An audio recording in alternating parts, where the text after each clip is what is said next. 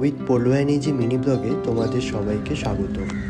ছোটোবেলায় বাবা যেদিন যেদিন অফিস থেকে তাড়াতাড়ি ফিরে আসতো সেদিন খুব মজা হতো, কারণ উইকেন্ডে তো বাবাকে পাওয়া যেতই, কিন্তু অফিসের দিনকে যেদিনকে আশা করা নেই যে বাবা তাড়াতাড়ি ফিরবে বা বাবা বাড়িতে থাকবে, যদি তাড়াতাড়ি চলে আসে তাহলে সেটা যেন একটা স্পেশাল দিন হয়ে যেত।